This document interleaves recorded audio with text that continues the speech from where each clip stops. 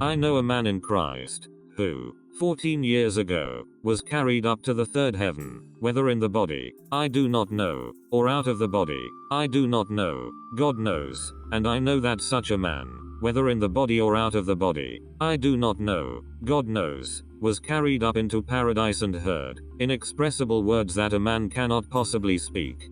About 40 years ago, I was sitting at the kitchen table, and for reasons I do not know, my soul, which is my consciousness, came out of my body. My soul body rested on the kitchen ceiling. Looking down at my physical body, my soul felt like I had taken off heavy winter clothing. I felt lighter and my senses were keener. I could look through my spiritual eyes, and if I thought about it, I could look through my physical eyes, as that connection to my body was still there.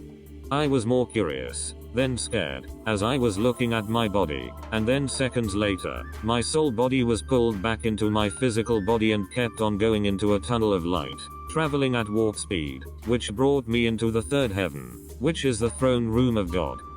I stood at what seemed like a glowing white parade ground, as far as the eye could see, and all around me were the angels and the souls of humans, singing in the far distance, but I had no comprehension to what was being sung, or even been able to repeat any of those words. In front of me was a giant of a man, who is Jesus. I did not need to ask, as you just knew. Communication was by way of thought, and with that came the emotions behind the thought. Jesus was full of love, but disappointed in me, showing me in seconds my life that I had lived so far. Then Jesus said, "Go back." In that instant, I was back in my body, no sense of traveling. Thought it was some sort of weird hallucination, and then I started to faintly hear that singing from heaven again, and felt the pull on my soul body to take me back there again. Once I realized what had happened, did happen, everything returned to normal, and stayed that way.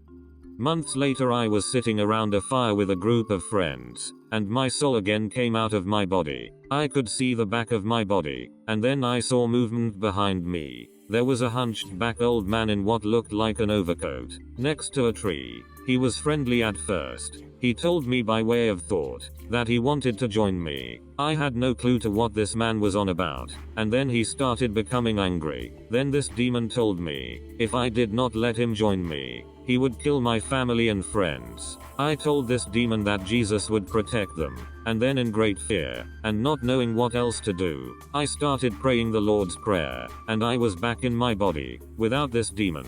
Turned around to where the demon was before, and I could no longer see it with my physical eyes. Later I realized it wanted permission to enter me.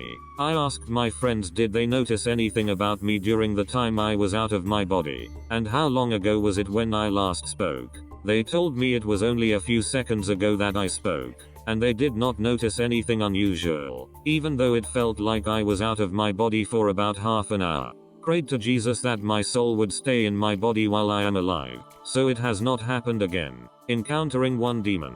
Was one demon too much?